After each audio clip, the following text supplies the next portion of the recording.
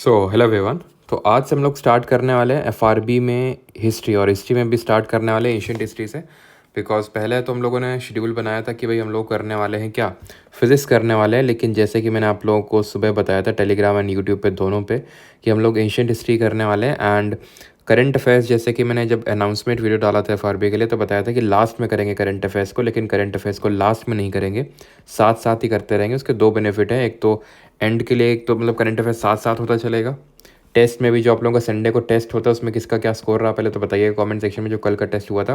तो टेस्ट में साथ साथ करंट अफेयर के क्वेश्चन भी मिलते रहेंगे आपको, जैसे 3-4 जो भी, क्योंकि इस वीक हम लोग 2 महीने के करंट अफेयर करने वाले हैं। फिर अगले वीक जब हम मेडिवल हिस्ट्री करेंगे फिर 2 वीक के, फिर मॉडर्न हिस्ट्री करेंगे, फिर उस समय 2 मंथ के यहाँ पे हम क्या करेंगे करंट अफेयर। तो 6 महीने के करंट अफेयर्स हमारे एटलीस्ट कवर हो जाएंगे, ठीक है। एंड इससे क्या है कि जो एसएससी जेई के जो स्टूडेंट हैं जूनियर इंजीनियर, उनको भी थोड़ा फ़ायदा, मतलब उनको भी मैं सोच रहा हूँ कि उनको भी प्रॉपर फ़ायदा मिल जाए, क्योंकि जो हमारा शेड्यूल है उस हिसाब से चीज़ें एंड हो रही हैं रफली जाके 20 जून तक, है ना, ऐसे ही एंड हो रही हैं। तो ये है कि भाई जो इंपॉर्टेंट चीज़ें हैं वो पहले ही ख़त्म हो जाएँ, ज़्यादातर जो इंपॉर्टेंट चीज़ें हैं, सो दैट आखिरी के लिए उतनी चीज़ें ना रहें। मतलब जो फिज़िक्स वगैरह है वो हम लोग लास्ट में कवर कर लेंगे, सो दैट जेई के स्टूडेंट्स का भी बेनिफिट इक्वली हो जाए, ठीक है। स्टार्ट करते हैं, एशियन हिस्ट्री स्टार्ट करेंगे। जैसे कि मैंने बैच में जब करवाया था तो वहाँ पे हम लोगों ने स्टोन एज और ये चैल्कोलिथिक मतलब आईवीसी जो है इंडस वाली सिविलाइजेशन अलग अलग किया था, बट यहाँ पे हम साथ में करने वाले हैं बिकॉज यहाँ पे हमें कोई चीज़ लिखना नहीं है। कंसिडर करके चल रहा हूँ कि आपको चीज़ें पता होंगी, इसमें से नहीं पता है तो भी ठीक है, आपको एक्स्ट्रा पुश करना पड़ेगा। अगर आपको नहीं पता है तो एकदम स्क्रैच से कर रहे हैं तो नहीं, तो आई होप कि थोड़ा चीज़ें पता होंगी, नहीं तो फिर माइंड मैप हमारे लिए बना हुआ है, यहाँ पे कुछ हमें लिखना नहीं है, सारी चीज़ें लिखी हुई है, ठीक है। तो स्टार्ट करते हैं स्टोन एज। अब स्टोन एज है क्या पहले वो समझ लेते हैं। स्टोन एज को अगर हम बात करें, यहाँ पे मैं लिख लेता हूँ स्टोन एज, या फिर स्टोन एज ना बोल के इसको मैं पहले इस तरह से लिखता हूँ। अर्थ का एवोल्यूशन हुआ और तब से अगर हम हिस्ट्री को ट्रैक करना स्टार्ट करें तो इसको हम 3 कैटेगरी में क्लासीफाई कर सकते हैं। एक को हम बोलते हैं प्री हिस्ट्री, ठीक है, प्री हिस्ट्री बोलते हैं। एक को बोलते हैं प्रोटो हिस्ट्री, ठीक है, प्रोटो हिस्ट्री। एंड जो तीसरी होती है that is the actual history. तो एक्चुअल हिस्ट्री हमारी बाद में स्टार्ट होती है। प्री हिस्ट्री में क्या आता है, प्री हिस्ट्री, प्रोटो हिस्ट्री और हिस्ट्री में डिफरेंस क्या है, अंतर क्या है इन तीनों में। अंतर ये है, कहाँ भाग गया, ठीक है, इन तीनों में अंतर ये है कि जो आपका प्री हिस्ट्री है इसमें हमें हिस्टोरिकल एविडेंसेस नहीं मिलते हैं कोई भी, ठीक है। Historical evidence in the sense कि कोई हमें रिटन एविडेंस नहीं मिलते हैं। हिस्टोरिकल एविडेंस तो बोलना सही नहीं रहेगा, written evidence, because historical evidence हैं तभी तो थोड़ी चीज़ें पता है कि भाई हाँ इस टाइम के लोग इस तरह से रहते थे, इस तरह की पॉटरी का यूज़ करते थे, या फिर किस तरह के उनका एक तरह से जीवन यापन चलता था। तो सारी चीज़ें हमें उन एविडेंसेस से ही पता चलती हैं, लेकिन वो एविडेंसेस आप बोल सकते हैं कि रिटन एविडेंसेस नहीं थे, ठीक है। वो कोई स्क्रिप्ट नहीं लिख के, वो कोई स्क्रिप्ट नहीं मिला, या फिर कहीं पे भी हमें इंस्क्रिप्शन नहीं मिले कि जहाँ पे लिखा हो कि इस तरह से हम रहते थे, या कुछ चीज़ें इस तरह से। प्रोटो हिस्ट्री में क्या है कि हमें रिटन एविडेंस मिलते तो हैं, रिटन जो एविडेंस हैं वो मिलते तो हैं, लेकिन उनको हम डिसाइफर नहीं कर पाए। डिसाइफर इन द सेंस कि वो हम पढ़ नहीं पाए कि वो क्या चीज़ें बोल रही हैं, वो जो चीज़ें लिखी हुई हैं वो क्या है। एक्चुअल हिस्ट्री में क्या है कि हमारे पास रिटन एविडेंस भी है और उसको हम डिसाइफर भी कर पाए कि हाँ ये चीज़ें लिखी हुई हैं। जब हम प्री हिस्ट्री की बात करते हैं तो इसी में आती है आपकी स्टोन एज, इसी में आता है आपका स्टोन एज। इसमें आता है आपका ब्रॉन्ज एज, जो कि आज के लेक्चर में हम पढ़ने वाले हैं, जिसको कि हम हड़प्पन सिविलाइजेशन या फिर इंडस वाली सिविलाइजेशन बोलते हैं। हिस्ट्री अगर हम बात करें तो उसके बाद से स्टार्ट होती है, जिसको हम बोलते हैं वैदिक एज ऑनवर्ड्स स्टार्ट होती है। ये वैदिक एज से जो है हमारा, आप बोल सकते हैं कि जो मॉडर्न हिस्ट्री तक आएंगे तो वहाँ तक ही चलेगा। अब ये जो प्री हिस्ट्री है जिसको मैंने स्टोन एज बोला, इसको हम 3 बेसिस पे क्या कर देते हैं, 3 कैटेगरी में या फिर 3 वेज में क्लासीफाई कर देते हैं। वो 3 बेसिस क्या है, पहली बात तो बेसिस ऑफ क्लासिफिकेशन क्या है। तो स्टोन एज ये है कि भाई यहाँ पे जो लोग थे वो स्टोन टूल्स का यूज़ कर रहे थे, यानी उन टूल्स का यूज़ कर रहे थे जो स्टोन यानी कि पत्थर के बने हुए थे। अब ये जो स्टोन टूल्स हैं ये डिफरेंट तरह के थे, जैसे कि इसको हम स्टोन एज को बोलते हैं पीलियोलिथिक, ठीक है, पीलियोलिथिक। एक को बोलते हैं देन मीजोलिथिक, एंड फिर बोलते हैं एक को नियोलिथिक। किस बेसिस पे बोलते हैं, इसी बेसिस पे हम इसको बोलते हैं कि भाई जो पीलियोलिथिक में जो स्टोन्स यूज़ होते थे वो एकदम रॉ फॉर्मेट में होते थे। रॉ इन द सेंस अभी बहुत ज़्यादा स्टोन्स को इन्होंने कुछ पॉलिश नहीं किया था, कोई ग्राइंडिंग नहीं किया था, बहुत ही रॉ फॉर्मेट में यूज़ कर रहे थे, जैसे मिला उसी फॉर्मेट में यूज़ करते थे, बहुत सारी डिफरेंट अपने काम में लेते थे उसको। मीज़ोलिथिक में क्या है, मीज़ोलिथिक में इसको हम अभी देखेंगे, इसको हम माइक्रोलिथ के नाम से भी जानते हैं। माइक्रो का मतलब होता है छोटा, तो माइक्रोलिथ मतलब छोटा स्टोन, छोटा छोटा भी स्टोन इन्होंने जो है, फ्लेक टेक्नोलॉजी तो यहाँ पे इन्वॉल्व कर ली थी। फ्लेक मतलब थोड़ा सा काट लेना, वैसे एज्ड तो नहीं बोलेंगे, लेकिन हाँ जैसे मान लो कि पत्थर है, इसको थोड़ा सा ऐसे काट लिया, तो काटने से क्या है, हल्का सा एज आ गया, तो थोड़े और काम में वो यूज़ होने लगा। नियोलिथिक में क्या था, वो पॉलिश्ड स्टोन, और साथ ही साथ यहाँ पे अब जो कम्युनिटी है वो यहाँ पे एक हंटर गैदरर्स की हुआ करती थी, जो अभी फूड प्रोड्यूसर पे शिफ्ट हो गए, नियोलिथिक पे ध्यान रखिएगा। अब जब हम इसका टाइम पीरियड पढ़ते हैं ना, तो हम टाइम पीरियड में थोड़ा सा कंफ्यूज हो जाते हैं। कंफ्यूज इन द सेंस, जैसे मैं पीलियोलिथिक अगर बात करूँ, तो पीलियोलिथिक जैसे 5 लाख बीसी से 5 लाख बीसी से अगर मैं बात करूँ, तो इसको अब 10,000 बीसी तक कर सकते हैं, ठीक है, 10,000 बीसी। इसकी अगर बात करें तो ये 10,000 बीसी से लेके फिर 9,000 बीसी से लेके कहीं कहीं पे आपको 4,000, कहीं कहीं पे 5,000 बीसी, कहीं कहीं पे हो सकता है 20,000 से लेके 10,000 तक, इस तरह से भी लिखा हो। और नियोलिथिक की अगर बात करें तो वही आप रफली 7,000 बीसी से कंसिडर कर सकते हैं, 1000 या फिर वही 1500 बीसी तक। अब ये कन्फ्यूजन हमें क्यों होता है, इसलिए होता है क्योंकि हम किस बेसिस पे ये बोल रहे हैं ये टाइम पीरियड है। क्योंकि देखो, मान लो कि ये इंडियन सब कॉन्टिनेंट है, ठीक है, मान लो तो ये भी इंडियन सब कॉन्टिनेंट है, पाकिस्तान भी इंडियन सब कॉन्टिनेंट में आता है, तो यहाँ पे मान लेते हैं कि अब मीज़ोलिथिक हम तब बोलते हैं कि भाई इन लोगों ने छोटे छोटे यहाँ से हमें स्टोन टूल्स, और हमें पता कैसे चला कि भाई ये इस इतनी पुरानी एज का, भी ये बीसी वीसी क्या है ये लिखा हुआ है, ठीक है, तो कोई यहाँ पे ऑफेंड नहीं होगा ठीक है, इसका मतलब बिफोर क्राइस्ट है, अभी मैं बताऊंगा भी ये बीसी और एडी होता क्या है। तो हम ये स्टोन्स मिलते हैं, आर्कोलॉजिकल एविडेंस अभी भी मिलते रहते हैं। अभी आपने सुना होगा तेलंगाना और कर्नाटका में काफ़ी हमें मेगालिथ कल्चर मिला है, कुछ हमें नियोलिथिक साइट्स मिले हैं। अभी आपने सुना होगा न्यूज़, मैंने करंट अफेयर्स में आपको करवाया था इस चीज़ को। कार्बन डेटिंग मेथड का यूज़ करके जो है, कार्बन डेटिंग मेथड का यूज़ करके जो है ये एज का पता लगाते थे कि भाई इतना पुराना है, इतना पुराना है, ठीक है। तो मान लेते हैं यहाँ से हमें पता लगा कि भाई यहाँ के जो स्टोन टूल्स हैं वो छोटे छोटे हैं, माइक्रोलिथ वाले हैं, यानी मीज़ोलिथिक वाले होंगे, यानी कि यहाँ के लोग मीज़ोलिथिक में शिफ्ट हो गए थे। और जब एज निकाली तो पता चला कि भाई एज निकल के आई है 8,000 बीसी। वहीं पे यहाँ पे हमने देखा कि यहाँ पे जो स्टोन छोटे छोटे जो माइक्रोलिथ मिल रहे हैं, उनकी जब एज निकाल रहे हैं तो उनका मिल रहा है, पता चला कि 7,000 बीसी। तो हो सकता है हम ये 7,000 बीसी नियोलिथिक में लिखें, दैट डजंट मीन कि हर जगह 7,000 बीसी का ही वेट चल रहा था कि भाई जैसे 7,000 बीसी स्टार्ट होगी हम मीज़ोलिथिक स्टार्ट कर देंगे, ठीक है। तो किसी के आपस में इंटरकनेक्टेड तो था नहीं कोई वर्ड, ठीक है। अब तो इतना ज़्यादा इंटरकनेक्टेड, लेकिन तब तो बिल्कुल भी नहीं था, ठीक है। आप ये भी नहीं एक्सपेक्ट कर सकते हो कि यहाँ के लोग यहाँ के लोगों से बिल्कुल भी जरा मतलब कुछ कनेक्टेड होंगे, है ना। तो ये चीज़ में कंफ्यूज नहीं होना है, रफ एक आइडिया रखना है अपने दिमाग में कि भाई इतने टाइम पीरियड से लेकर इतने टाइम पीरियड तक ये पर्टिकुलर एज का था। पीलियो का मतलब होता है ओल्ड, ठीक है, तो इसको बोलते हैं ओल्ड। अभी चलो माइंड मैप पे ही आ जाते हैं, ठीक है। तो ये है आपका पीलियोलिथिक पे सबसे आते हैं। तो पीलियोलिथिक का मतलब क्या है, पीलियोलिथिक का मतलब है ओल्ड स्टोन एज, ठीक है, ओल्ड स्टोन एज इसका मतलब है। अब सबसे पहले आते हैं, इसको भी हम 3 कैटेगरी में डिवाइड कर देते हैं पीलियोलिथिक को, लोअर, मिडिल, अपर। सबसे पहले आती है आपकी लोअर, देन मिडिल, देन अपर। बहुत ज़्यादा डीप में इसके बारे में नहीं हमें जानना है, ठीक है। थोड़ा बहुत देख लीजिएगा किस तरह की सोसाइटी थी, ठीक है, पेस्टोरल थे, क्या थे, हंटर गैदरर्स थे, ये पता होना चाहिए।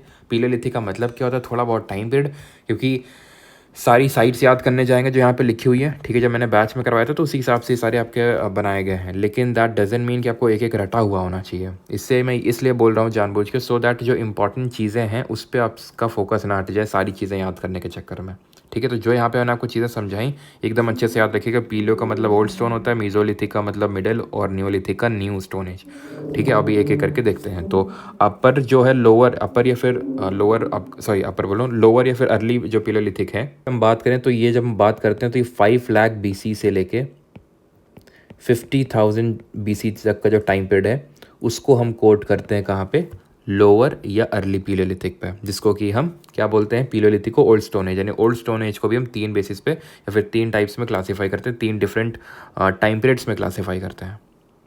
यहाँ पे अगर बात करें तो ये कुछ साइट्स हैं, जैसे सोन वैली पंजाब में, बेलन वैली उत्तर प्रदेश में, और ये जो है it coincided with the ice age, ध्यान रखना यानी यहाँ पे भी ज़्यादा टेम्परेचर इंक्रीज़ नहीं हुआ था, आइस एज वाला ही अभी टाइम पीरियड चल रहा था यहाँ पे। नेवासा महाराष्ट्र, ये बस थोड़ा सा याद रखिएगा कि कहाँ पे जगह पड़ती, डिडवाना राजस्थान, नेवासा महाराष्ट्र, हुंसगी कर्नाटका, पहलगाम कश्मीर में एंड पटने महाराष्ट्र में। ठीक है, यहाँ पे सबसे पहली बार ऑस्ट्रिच के एविडेंस मिले थे महाराष्ट्र में। और ज़रा बताइए, जो ऑस्ट्रिच का एग होता है, ये हम लोगों ने बायोलॉजी में इसके रिगार्डिंग क्या चीज़ पढ़ी थी। ठीक है, तो ये थोड़ा सा साइट याद रखिएगा अपने दिमाग में कि कौन सी कहाँ पे। देन आते हैं मिडिल पैलियोलिथिक में, जहाँ पे फ्लेक टेक्नोलॉजी का यूज़ होने लगा था। फ्लेक टेक्नोलॉजी कोई बहुत हाई एंड टेक्नोलॉजी नहीं थी, बस ये था कि भाई जो रॉफ स्टोन था उसको थोड़ा सा काट देते थे साइड में, उसको फ्लेक टेक्नोलॉजी बोलते हैं। हंटिंग एंड गैदरिंग फूड, यानी कि अभी भी, मतलब अभी इन दी सेंस कि अभी कुछ ऐसा एग्रीकल्चर प्रैक्टिस नहीं कर रहे थे, हंटिंग एंड गैदरिंग कर रहे थे फूड की। ठीक है, मार रहे थे, खा रहे थे, मार रहे थे, खा रहे थे। ये लास्ट फेज था प्लेस्टोसीन का, वही आपका आइस एज का लास्ट स्टेज। ये अपर पैलियोलिथिक की बात हो रही है। ठीक है, जो अपर पैलियोलिथिक है, ये आप ये 5 लाख BC से लेके 50,000 तक आपका लोअर पैलियोलिथिक, 50,000 से लेके 40,000 BC तक का जो टाइम पीरियड था वो आपका मिडिल पैलियोलिथिक था। देन 40,000 से लेके जो 10,000 BC का जो टाइम पीरियड था वो आपका अपर पैलियोलिथिक था। अपर पैलियोलिथिक की अगर बात करें तो ये लास्ट फेज था प्लेस्टोसीन का, नहीं last phase of ice age. Appearance of Homo sapiens, सबसे पहले होमोसेपियंस यहाँ पे अपीयर हुए। होमोसेपियंस क्या होते हैं, तो होमो एक जीनस है, जो एप जो बंदर है उनका एक जीनस होता है। मैंने हम लोगों ने जो एनिमल एंड प्लांट किंगडम वाला चैप्टर देखा तो उसमें देखा था, अगर आपको याद हो, some girls of our class, इस तरह से। तो स्पीशीज़ और जीनस, तो एक तरह का जीनस है जो अभी मॉडर्न मैन, इसको मॉडर्न मैन के नाम से जानते हैं, होमोसेपियंस को। तो सबसे पहले इसकी अपीयरेंस अपर पैलियोलिथिक में हुई थी। यहाँ पे फ्लिंट स्टोन का यूज़ होने लगा था। फ्लिंट स्टोन का मतलब है कि डिफरेंट तरह के, जैसे इस तरह के एज्ड स्टोन, ठीक है, मतलब अलग अलग तरह की स्टोन जो है यहाँ पे यूज़ होने लगे थे अलग अलग पर्पसेस के लिए। कहाँ पे, थोड़ा सा बोल सकते हैं अपर पैलियोलिथिक, लेकिन उतना भी बहुत ज़्यादा इवॉल्व नहीं हुआ था अभी। टाइम पीरियड का एक बार समझ लीजिए। टाइम पीरियड का आई थिंक मैंने आपको अभी क्लियर नहीं किया। देखिए, टाइम पीरियड में हम लिखते हैं या तो BC या तो AD लिखते हैं। BC का मतलब होता है आपका बिफोर क्राइस्ट और इसका मतलब होता है एनो डोमिनियन, या फिर इसी को ही हम अब यूज़ करते हैं बिफोर क्राइस्ट एरा। ठीक है, और इसको बोलते हैं कॉमन एरा। ठीक है, ये होता क्या है, तो ये रेफरेंस यूज़ किए जाते हैं, या रेफरेंस यहाँ पे यूज़ किया जाता है जो हमारे क्राइस्ट जी थे, जीसस क्राइस्ट थे, उनकी बर्थ को। तो ये माना जाता है कि जो जीसस क्राइस्ट की जब बर्थ हुई थी, इससे पहले के जितने भी ईयर्स हैं उनको हम BC से डिनोट करते हैं, बिफोर क्राइस्ट से, फिर BCE, और जो बाद के उनको हम AD या फिर कॉमन एरा CE से डिनोट करते हैं। ये चीज़ को ध्यान रखिएगा। अब जब मैं आपसे बोलता हूँ कि 7,000 BC और 6,000 BC, तो दैट डजेंट मीन जैसे अभी मैं बोलता हूँ 2020 और फिर मैं बोलता हूँ 2024, इसका मतलब ये 2024 बाद में आया है ना 2020 के। बट जब हम BC की बात करते हैं तो 6,000 BC है मान लो, ठीक है, और एक 7,000 BC है, तो 7,000 BC के बाद आएगा आपका 6,000 BC। ये ध्यान रखिएगा। जैसे मान लो यहाँ पे मैं 7,000 BC पे खड़ा हुआ हूँ, ठीक है, अब मैं बोलता हूँ कि भाई 6,000 BC, ठीक है, तो यहाँ पे आपका 6,000 आएगा, 5,000 आएगा, 4,000 आएगा, 3 आएगा, 2 आएगा, 1 आएगा। देन यहाँ पे जीसस क्राइस्ट का जन्म हुआ होगा, देन AD स्टार्ट हुआ होगा, और AD से आप बढ़ना स्टार्ट करते हैं आगे, और अभी हम 2024 में रह रहे हैं। ठीक है, तो BC में जब हम आगे बढ़ते हैं, साल आगे बढ़ाते हैं, तो वो जो एब्सोल्यूट नंबर है वो घटता है, ये चीज़ ध्यान रखिएगा। देन आते हैं अभी मीज़ोलिथिक पे। ठीक है, मीज़ोलिथिक का मतलब हो गया मिडिल स्टोन एज। ठीक है, मिडिल स्टोन एज। ठीक है, लास्ट स्टोन एज और माइक्रोलिथ पीरियड, यानी कि ठीक है, माइक्रोलिथ अभी मैंने आपको बताया था, ठीक है, नॉट लास्ट, ये लेट है। ठीक है, लेट स्टोन एज। माइक्रोलिथ मैंने आपको बताया था, माइक्रो का मतलब होता है स्मॉल। ठीक है, यानी यहाँ पे अभी छोटे छोटे पत्थरों का यूज़ स्टार्ट हो गया था।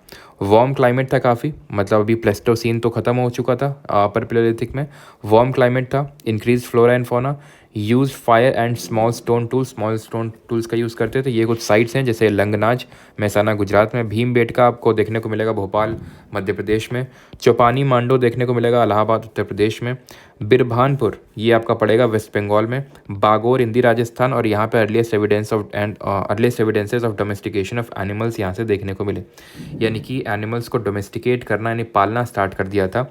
और यहाँ पे संडना कल्लू कर्नाटका में, टूटीकॉन सदर्न तमिलनाडु, और आदमगढ़ आपका ये है मध्य प्रदेश में। थोड़ा सा बस दिमाग में रखिएगा, बहुत ज़्यादा रटने की ज़रूरत नहीं है। अभी आते हैं नियोलिथिक, जिसको हम बोलते हैं न्यू स्टोन एज।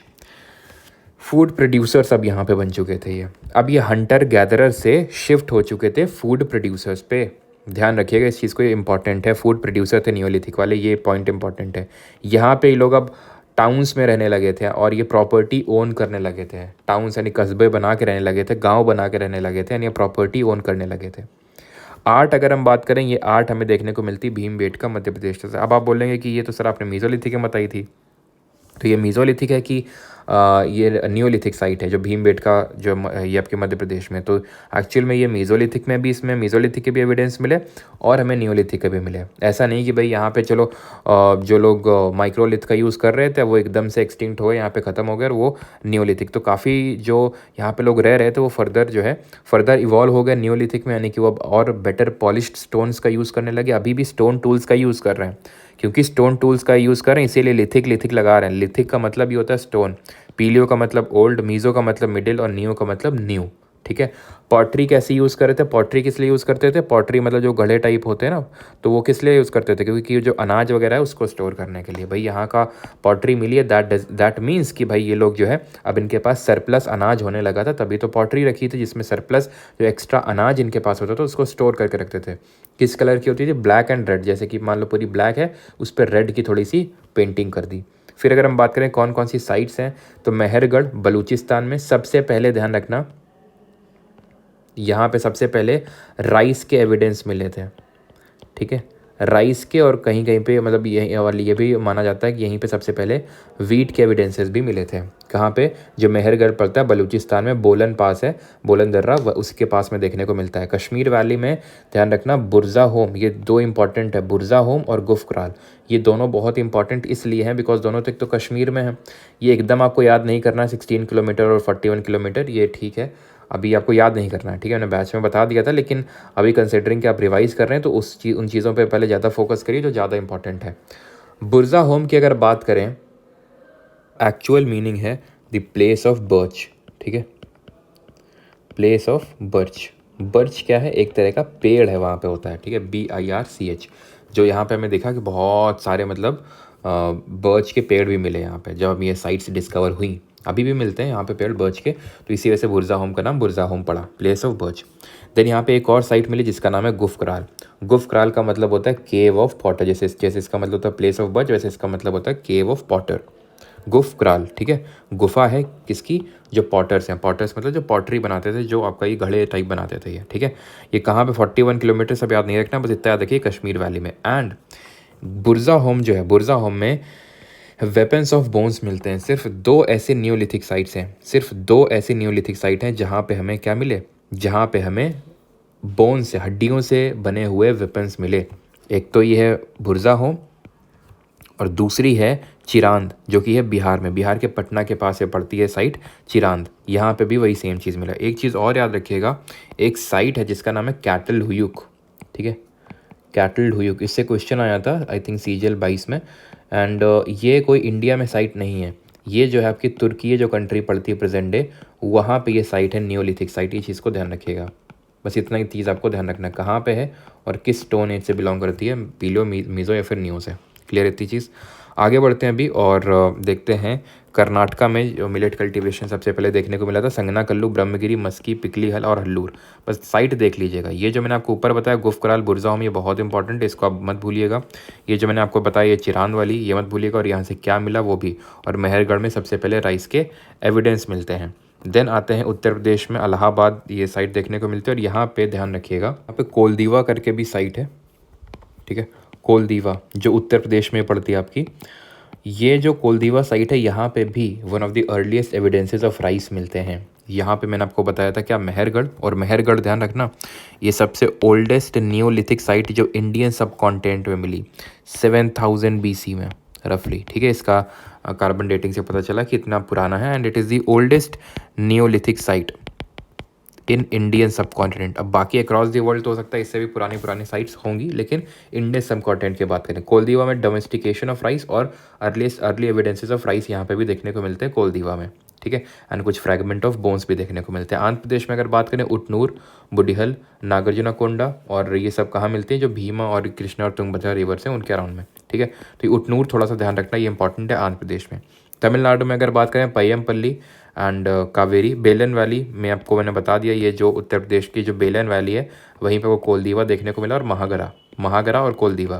तो कोलदीवा मैंने आपको बता दिया, कोलदीवा में अर्ली एविडेंस ऑफ राइस और डोमेस्टिकेशन ऑफ राइस के एविडेंस मिलते हैं। मेघालय में गारो हिल्स, दावजली हेडिंग है, ये हेडिंग नहीं है। ठीक है, ये हेडिंग नहीं है, दावजली हेडिंग होगा ये। ठीक है, दावजली हेडिंग, तो दावजली हेडिंग ये असम में है, और यहाँ पे जेडाइट स्टोन देखने को मिला। जो जेडाइट स्टोन है एक तरह का, ये ग्रीनिश कलर का स्टोन है ये, ठीक है, ग्रीनिश स्टोन होता है ये, ठीक है। और ये जेडाइट स्टोन यहाँ से देखने को मिला, दावजली हेडिंग्स और कैटल ह्यूक मैंने आपको बता दिया यहाँ पे।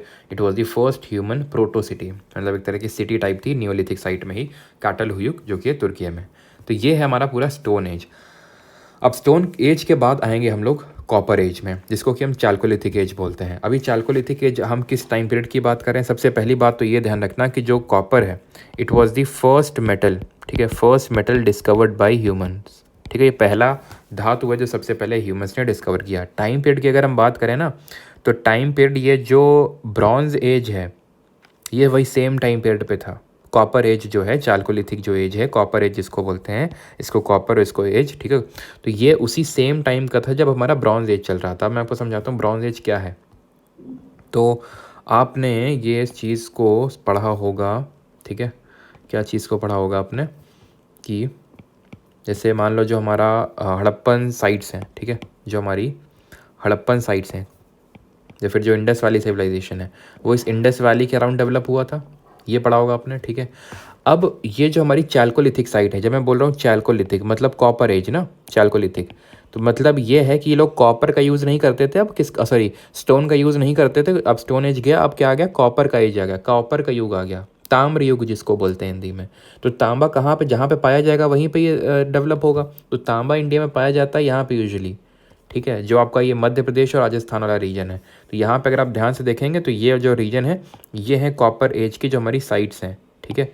ये कॉपर एज की साइट्स हैं जो आप यहाँ पे देख पा रहे हैं, ये वाली, ये हड़प्पा है, ठीक है। अभी आप ध्यान से देखिएगा सारी चीज़ें लिंक्ड हैं आपस में कैसे। देखो कॉपर एज है तो एज के मुझे, चलो एज यहाँ पे मैं लिख देता हूँ क्योंकि अभी हड़प्पा का तुम लोगों ने देखा नहीं है, तो रफली आप वही कंसिडर कर लो इसमें कि 2000 BC के समथिंग, ठीक है, 2000 BC के समथिंग यहाँ पे आप टाइम पीरियड कंसिडर कर सकते हो। कुछ साइट तो ऐसी थी चाल्कोलिथिक एज में जो हड़प्पा के बाद तक भी कंटिन्यू रही, ठीक। तो अभी अगर हम आते हैं सबसे पहले क्या देख लें, सबसे पहले यहाँ पे फैक्ट समझ लेते हैं क्या क्या चीज़ें लिखी हुई। तो first metal discovered by human copper, rural community थी, ठीक है, रूरल कम्युनिटी थी ये। और प्रैक्टिस अर्न बरियल प्रैक्टिस करते थे। ये क्या होता है, जैसे आपने देखा भी होगा, जैसे कि जब किसी की डेथ हो जाती है तो उसको जलाने के बाद उसकी अस्थियां रखी जाती हैं, ठीक है, एक पॉटरी में उसकी अस्थियां रखी जाती हैं, तो उसी को हम बोलते हैं अर्न बरियल, ठीक है। And didn't know about the horse and burn bricks के बारे में लोग अभी तक नहीं जानते थे ये। अब साइट्स पढ़े उससे पहले पॉटरी किस तरह की यूज़ करते थे, ये लोग भी पॉटरी, अब ऑब्वियस ये बात है अगर नियोलिथिक में डेवलप हो गई है तो ये लोग भी यूज़ करेंगे। एक्सेस जो उनका ग्रेन है उसको स्टोर करने के लिए ब्लैक एंड रेड कलर की यूज़ करते थे और ऑकरे कलर की भी थी, ब्लैक एंड रेड भी थी। और ऑकरे का मतलब होता है जो थोड़ा सा, आप ये समझ सकते हो जो गेरुआ टाइप रंग होता है उसको ऑकरे बोलते हैं। ये स्पेलिंग यहाँ पे गलत लिखी हुई है, मैं करेक्ट कर देता हूँ ये, ठीक है। स्पेलिंग क्या होगी इसकी, स्पेलिंग होगी OCHRE, ठीक है, इसको बोलते हैं ऑकरे कलर्ड पेंटिंग। अभी आते हैं किस पे, अभी आते हैं साइट्स पे। फैक्ट हमने देख लिए, साइट्स पे आते हैं। तो साइट्स हमें देखने को मिलेंगी महाराष्ट्र में, राजस्थान में, मध्य प्रदेश में। क्यों यहीं पे क्यों देखने को मिलेंगी ज़्यादातर, क्योंकि यहीं पे ही हमें वो देखने को मिलती हैं इसकी जो, यहाँ पे नहीं लिखा है क्या, चलो यहाँ पे मैं लिख देता हूँ। यहाँ पे हमें माइंस देखने को मिलती हैं। कौन सी, एक तो मलज खंड है मध्य प्रदेश में, लिखा हुआ तो होना चाहिए, नहीं लिखा है, चलो कोई नहीं।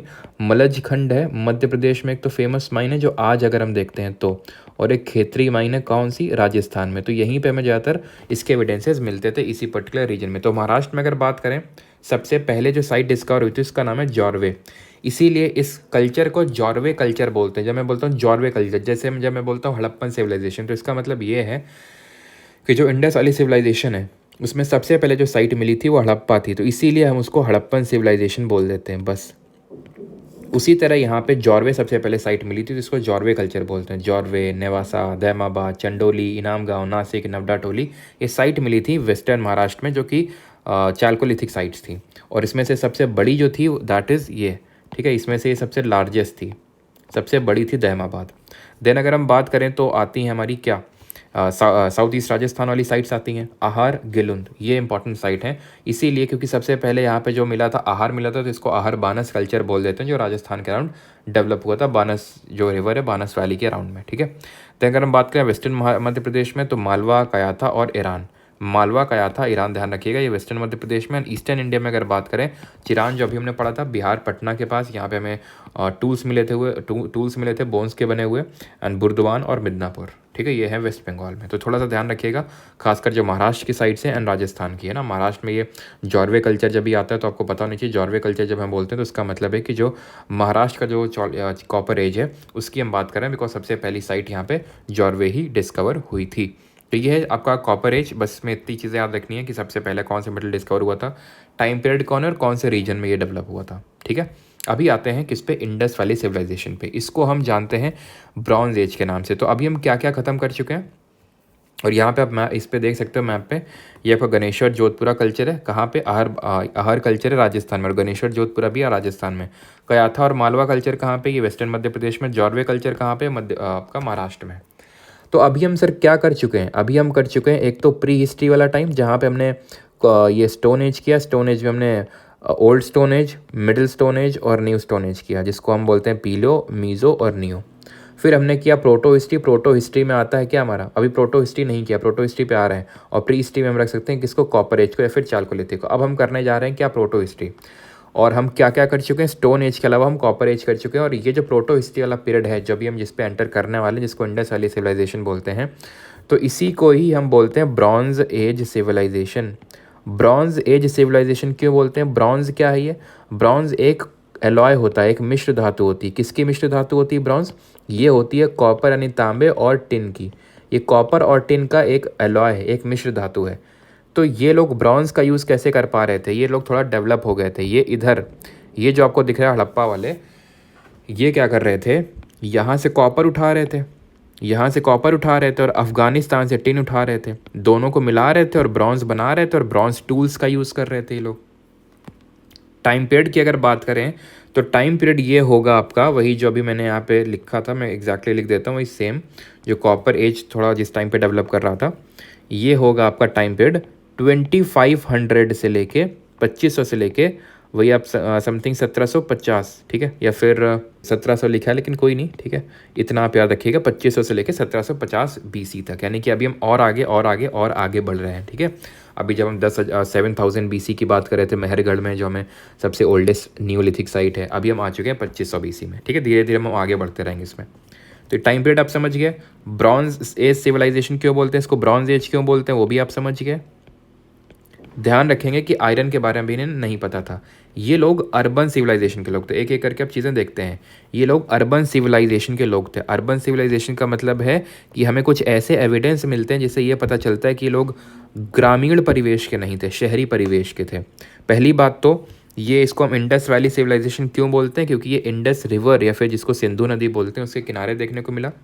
किस टाइम पे एक्सकेवेट हुआ, किस टाइम पे इसके एविडेंस हमें मिले, तो जब मिले 1920 के टाइम पे, 1921 के टाइम पे, उस समय आर्कियोलॉजिकल सर्वे ऑफ इंडिया के जो फादर जो उस समय चेयरमैन थे वो जॉन मार्शल थे। आर्कियोलॉजिकल सर्वे ऑफ इंडिया का फादर किसको बोलते हैं, पुरातत्व विभाग का फादर किसको बोलते हैं, तो ये बोलते हैं जो हमारे पहले इसके डायरेक्टर जनरल थे ASI के, and that was Alexander Cunningham. Alexander Cunningham जो कि एक ब्रिटिशर था, इसको हम बोलते हैं father of archaeological survey of India. और ये पर्टिकुलर साइट को नाम किसने दिया था इंडस वैली सिविलाइजेशन का, ये जॉन मार्शल ने दिया था। इन्हीं के टाइम पे ही एक्सकेवेशन हुआ था, इस चीज़ को ध्यान रखिएगा।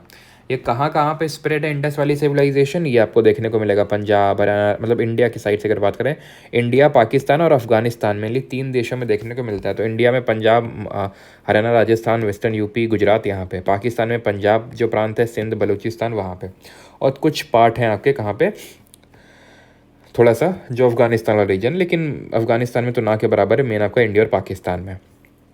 एक्सपेंशन की अगर बात करें तो नॉर्दर्न मोस्ट साइट है मांडा जम्मू एंड कश्मीर में, ईस्टर्न मोस्ट है आपकी आलमगीर उत्तर प्रदेश में, वेस्टर्न मोस्ट है आपकी सुतका घंडौर बलूचिस्तान में, और सदर्न मोस्ट है आपकी दैमाबाद महाराष्ट्र में। ठीक है, सदर ये सब आपके एक्सटेंशंस हैं कि भाई नॉर्दर्न मोस्ट आपको मांडा जम्मू कश्मीर में एक साइट देखने को मिलेगी, ईस्टर्न मोस्ट आलमगीरपुर उत्तर प्रदेश में, वेस्टर्न मोस्ट सुक्ता घंडौर में, एंड सदर्न मोस्ट आपको दैमाबाद महाराष्ट्र में। ये इसका एक्सपेंशन है, इस चीज़ को भी अपने ध्यान रखना है। अभी इसको हम अर्बन सिविलाइजेशन क्यों बोलते हैं अभी आपको समझ में आएगा, बिकॉज इन लोगों ने कैसी टाउन प्लानिंग कर रखी थी। तो टाउन प्लानिंग इनकी किस तरह से थी कि जो भी इनके टाउन हुआ करते थे, कस्बे, वो 2 पार्ट में डिवाइडेड हुआ करते थे, कुछ इस तरह से। किस तरह से, कुछ इस तरह से डिवाइडेड हुआ करते थे, जिसमें कि एक जो होता था वेस्टर्न जो पार्ट होता था वो हायर होता था, छोटा होता था। ध्यान रखिएगा, जो सीटाडेल जिसको एक्रोपोलिस के नाम से जानते हैं, ये वेस्टर्न साइड में होता था, ठीक है, एंड स्मॉलर होता था, और यहाँ पे कौन लोग रहते थे, जो ऐसे समझ लो जो बहुत अमीर होते थे या फिर जो किंग लोग होते थे, वैसे टाइप के जो लोग रहते थे वो यहाँ पे रहते थे। एंड ये जो होता था इसको लोअर टाउन बोलते थे। जैसे इसको हायर टाउन को सीटाडेल बोलते थे, लोअर टाउन को ऐसा कुछ नहीं बोलते थे कि भाई कुछ इस तरह का नाम हो, इसको लोअर टाउन ही बोलते थे। यहाँ पे कॉमन मैन रहता था, आम इंसान रहता था। यहीं पे आपकी रेजिडेंशियल बिल्डिंग हुआ करती थी, यानी कि जो जहाँ पे लोग रहते हैं, ठीक है। और जो इंपॉर्टेंट बिल्डिंग्स हुआ करती थी वो यहाँ पे हुआ करती थी, सीटाडेल में, ठीक है। जैसे कि अभी हम एक एक करके देखेंगे कौन कौन सी इंपॉर्टेंट बिल्डिंग्स हमें मिली।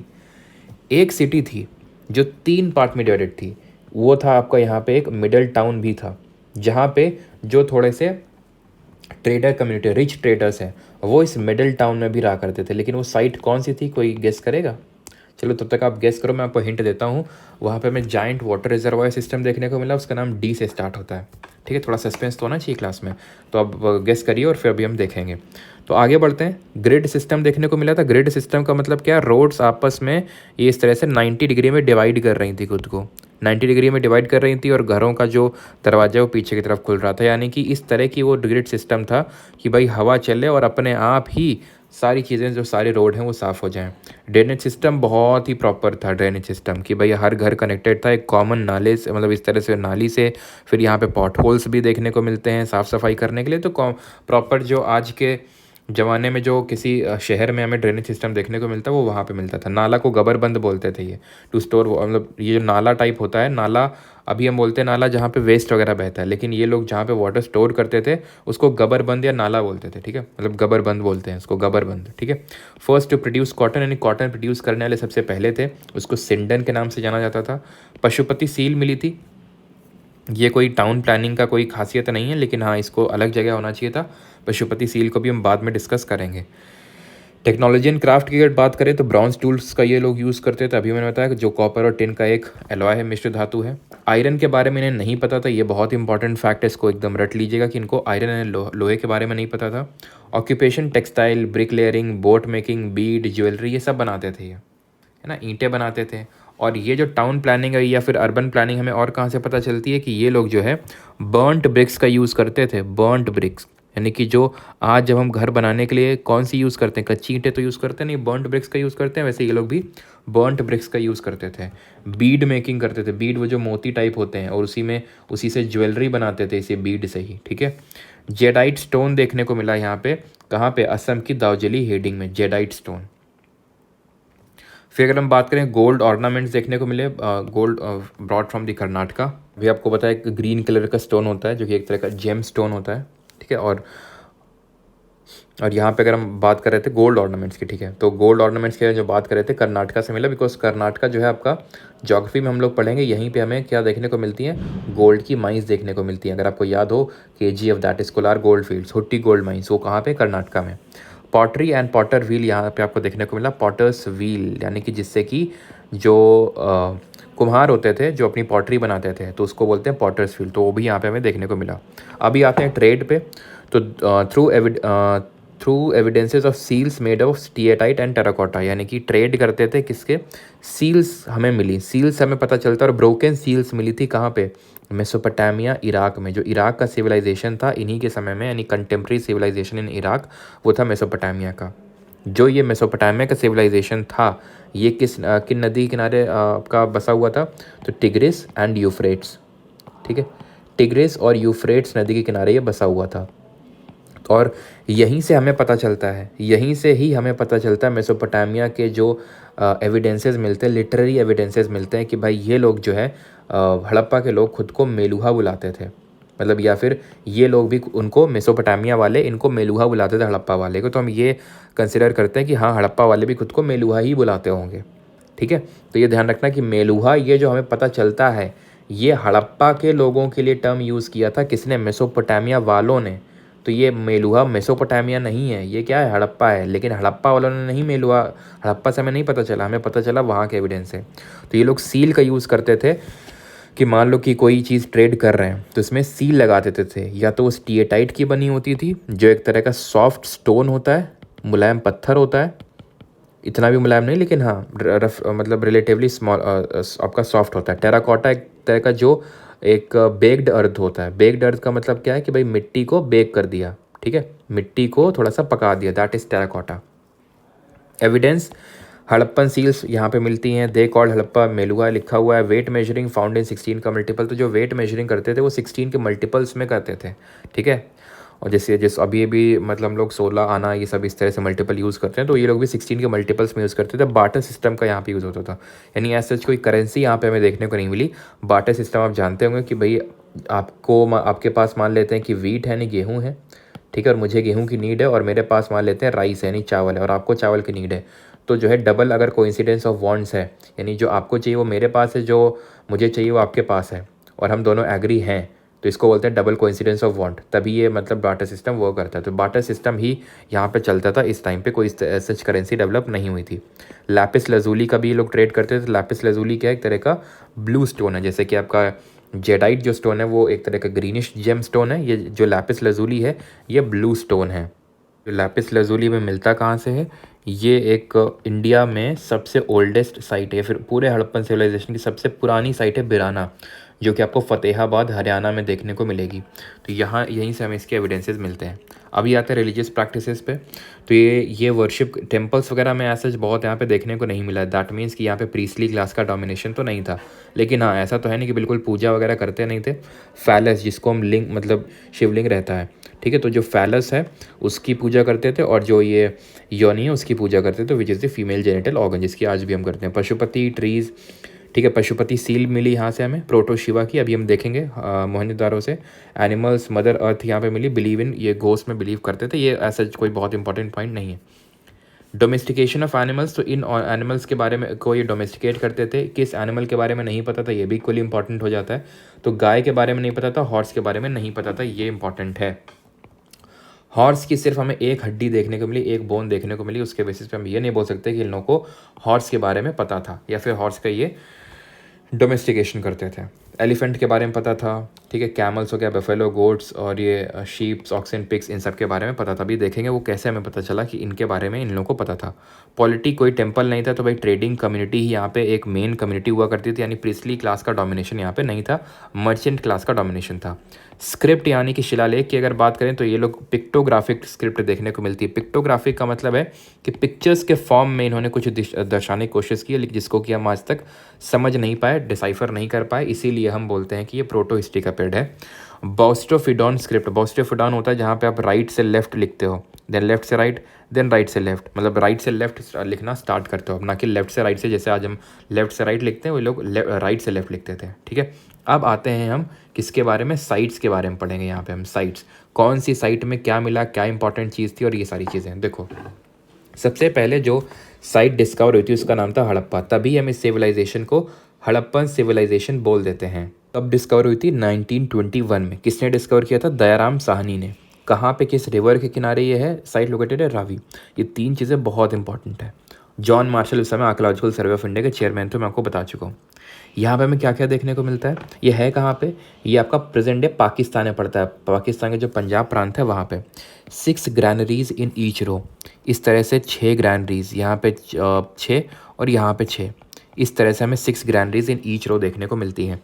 कॉफिन बरियल देखने को मिलता है। कॉफिन बरियल का मतलब क्या होता है, जहाँ पे एक तरह से वो अभी नहीं होता है जिसको क्या बोलते हैं, वो लकड़ी का ताबूत होता है, तो ताबूत में जो है किसी के जो डेड बॉडी को रखा जाता था, that is called as coffin burial, बस, ठीक है। तो रावी नदी के तट पे मिला 1921 में। Dayaram Sahni, 6 granaries in each row, coffin burial, सबसे आपका पहले साइट डिस्कवर हुआ था ये। देन आते हैं चंद हुदड़ों पे। चंद हुदड़ों से आने से पहले यहाँ पे चलो आ जाते हैं इसी पे, ये भी आपका पाकिस्तान में ही पड़ता है site, and it is the city without citadel. अभी बताया था कि 2 पार्ट में डिवाइडेड होता था, क्या, जो पूरा हड़प्पन सिविलाइजेशन था, दो टाउन्स में या फिर 2 पार्ट में डिवाइडेड होता था इनका टाउन। एक तो सीटाडेल जिसको हम हायर टाउन बोलते थे, हायर पार्ट होता था ये सीटाडेल या एक्रोपोलिस, यहाँ पे आपके रिच लोग रहते थे और यहाँ पे कॉमन आदमी रहता था, ठीक है। ये होता था आपका लोअर टाउन, ये वेस्टर्न साइड में होता था और ये छोटा होता था, ठीक है। तो ये जो सीटाडेल है ये कहाँ पे देखने को नहीं मिला, तो चंद हुदड़ों में हमें देखने को नहीं मिला। किस नदी किनारे चंद हुदड़ों, इंडस, ठीक है, सिंध प्रांत में पड़ता है। किसने इसको साइट को डिस्कवर किया, गोपाल मजूमदार ने, ठीक है, यह महामदार नहीं होगा, ठीक है, गोपाल मजूमदार होगा ये, ठीक है, गोपाल मजूमदार, इन्होंने इस साइट को डिस्कवर किया। देन आते हैं वेरी इंपॉर्टेंट एंड सबसे जो लार्जेस्ट साइट यहाँ पे डिस्कवर हुई, एंड दैट इज़ अब मोहनजोदारो, अब ये बहुत इंपॉर्टेंट है। सबसे पहले कब डिस्कवर हुआ? 1921 में डिस्कवर हुआ। किसने डिस्कवर किया इसको? राखलदास बनर्जी ने। किस नदी के किनारे? ये सिंधु नदी के किनारे। कहाँ पड़ता है? सिंध प्रांत में ही पड़ता है ये मोहनजोदारो जो है, पाकिस्तान में ही पड़ता है। पाकिस्तान का जो सिंध प्रांत है वहीं पे। राखलदास बनर्जी, उसको हड़प्पा को किसने डिस्कवर किया था? दयाराम साहनी ने। लार्जेस्ट सिटी है, ठीक है, एंड इंडस रिवर किनारे। अब यहाँ पे क्या क्या मिलता है वो ध्यान से सुनिए। यहाँ पे मिलता है clay figure of mother goddess. Clay जब मैं बोलता हूँ दैट मीन्स कि ये टेराकोटा की मैं बात कर रहा हूँ। टेराकोटा मतलब वही बेक्ड अर्थ, है ना, मिट्टी को पका के। देन यहाँ से हमें मिला ब्रॉन्ज डांसिंग गर्ल त्रिभंग मुद्रा में। यहाँ से डांसिंग गर्ल का स्टैचू मिलता है, अभी सब दिखाते हैं आपको, ठीक है। डांसिंग गर्ल का स्टैचू मिलता है और ये ब्रॉन्ज का बना हुआ है। और यहीं पे हमें पता चला कि ये लोग लॉस्ट वैक्स टेक्निक का यूज़ करके इसको बनाए हैं, ठीक है। उसको हम डीप में यहाँ पे डिस्कस नहीं कर रहे हैं, नहीं तो फिर रिवीजन का पर्पस डिफीट हो जाएगा, ठीक है। ग्रेट बाथ और ग्रेट ग्रैंडरी मिला, यानी कि विशाल स्नानागार और विशाल अन्नागार देखने को मिला। बियर्डेड मैन का यहाँ पे हमें एक तरह से बोल सकते हैं कि मूर्ति टाइप मिली, जो स्टिएटाइट की बनी हुई थी, सॉफ्ट स्टोन की। और यहाँ पे हमें पशुपति सील भी मिलती है, जो कि किसकी बनी हुई है? ये भी स्टिएटाइट की ही बनी हुई है, ठीक है। अब देखते हैं कौन कौन सी क्या चीज़ें हैं जो यहाँ पे मिली, ठीक है। तो ये आप जो देख पा रहे हैं, this is your great bath.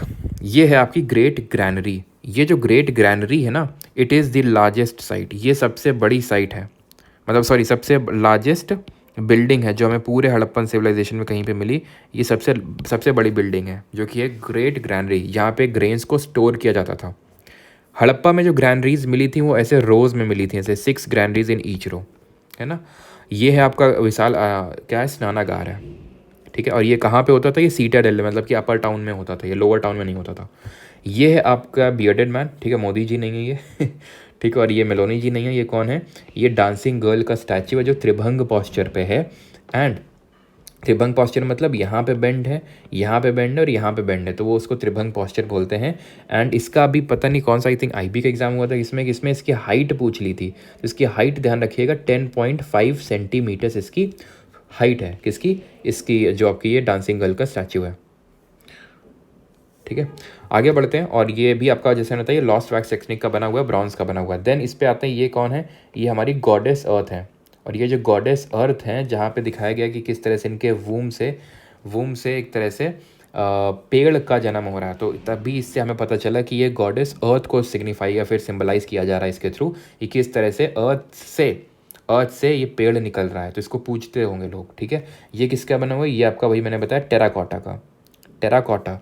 ये आपका अगर बात करें बियर्डेड मैन, स्टेटाइट का।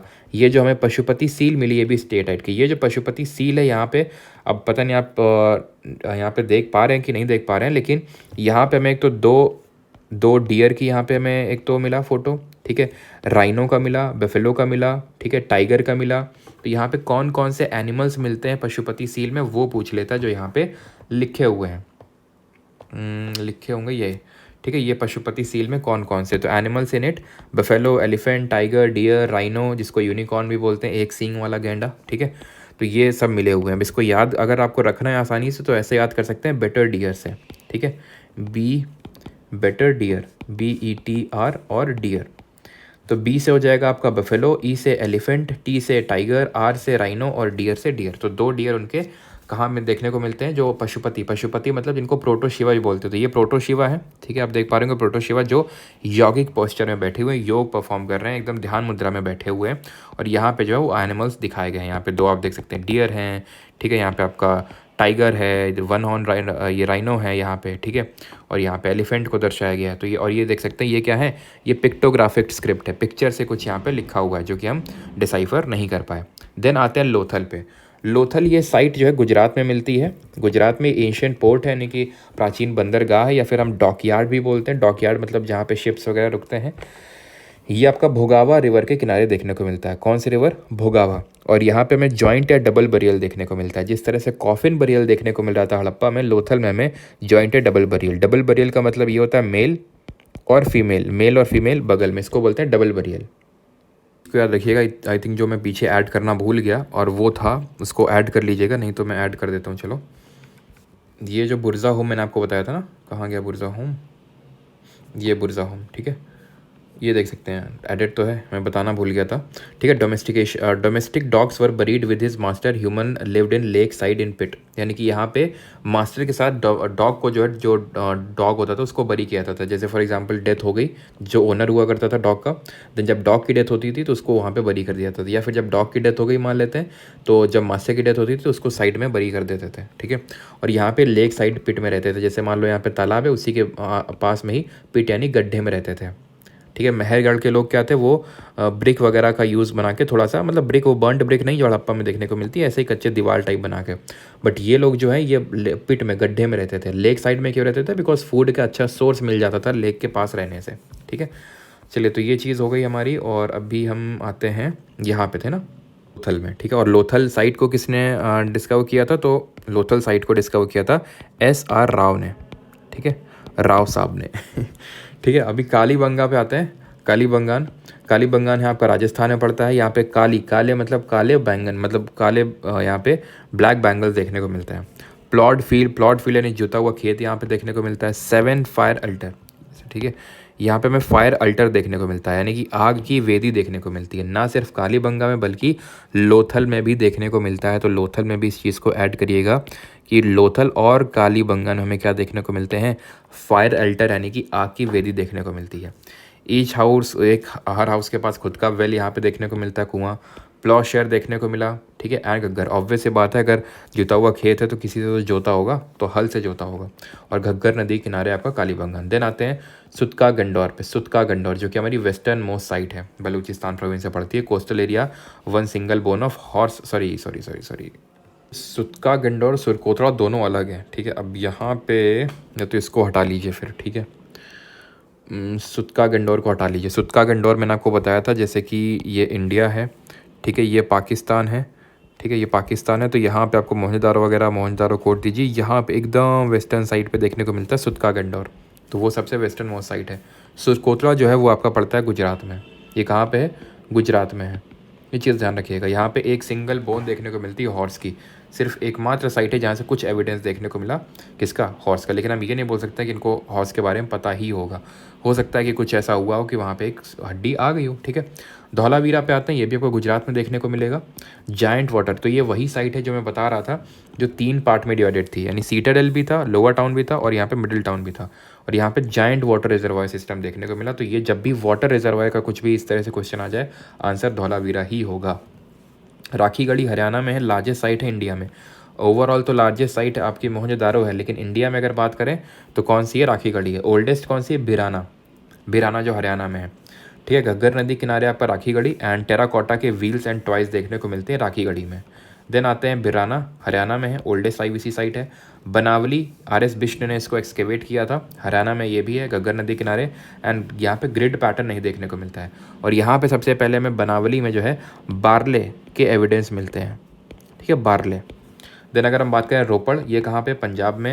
एंड बरियल विद डॉग यहाँ पे देखने को मिलता है। जैसे कि हमें बुरजा होम हम देख रहे थे, जो हमारी नियोलिथिक साइट थी, बुरजा होम में भी बरियल विद डॉग देखने को मिला था। ऐसे रोपर पंजाब में भी बरियल विद डॉग देखने को मिला। और यहाँ पे ओवल बरियल पिट देखने को मिला। ओवल शेप यानी अंडाकार टाइप के जो पिट हैं, जो गड्ढे हैं, वो देखने को मिले। एंड सनौली उत्तर प्रदेश में, और यहाँ पे एक्सटेंडेड बरियल फॉर्म देखने को मिला। बरियल का मतलब बहुत ही डीप जाके उनको बरी करना लोगों को, जहाँ पे एकदम एक पर्टिकुलर पॉस्चर मेंटेन किया जाता था कि हैंड साइड में होंगे और इस तरह से, तो वो चीज़ें होती है। इसमें हमें डीप में नहीं जाना। तो सनौली उत्तर प्रदेश में हमें एक्सटेंडेड बरियल देखने को मिला। ठीक है, डोमेस्टिकेशन हो गया सारी चीज़ें हमारी। ठीक है, किस किस को डोमेस्टिकेट किया, तो ऑब्वियस सी बात है, ये जो हमें यहाँ पे एविडेंसेस मिले पशुपति सील में, तो उससे हमें पता चलता है कि इनको किस किस चीज़ के बारे में इन लोगों को पता था। टाइम पीरियड भी हमने देख लिया, ब्राउन्ज एज देख लिया। अब एक चीज़ को बस ध्यान रखिएगा कि जो साउथ इंडिया था ना आपका, जैसे जब आपका ब्राउन्ज एज सिविलाइजेशन चल रहा था, तो उसी टाइम पीरियड पर साउथ इंडिया में क्या चल रहा था? इंडिया में चल रहा था, ध्यान रखना, फॉग नहीं, मेगालिथ चल रहा था, ध्यान रखना। ठीक है, ये अगर आप कभी आपसे पूछ ले मेगालिथ, बहुत ज़्यादा तो क्वेश्चन नहीं बनेंगे इससे। मेगालिथ का मतलब है इस तरह से बड़े बड़े पत्थर हमें देखने को मिले। एक सेकेंड, ठीक है, यहीं पे चलो बताता हूँ। मेगालिथ में इस तरह से बड़े बड़े पत्थर हमें देखने को मिले। बड़े बड़े पत्थर जो हैं इस तरह से हमें देखने को मिले कि भाई यहाँ पे ये लोग एक तरह से लोगों को दफना देते होंगे, तो बड़े पत्थर देखने को मिले, इसको बोलते हैं मेगालिथ। कहाँ से? ये साउथ इंडिया में है। और टाइम पीरियड क्या था? वही 2500 से BC से ले स्टार्ट हुआ, और वही 500 रफली 200 BC तक।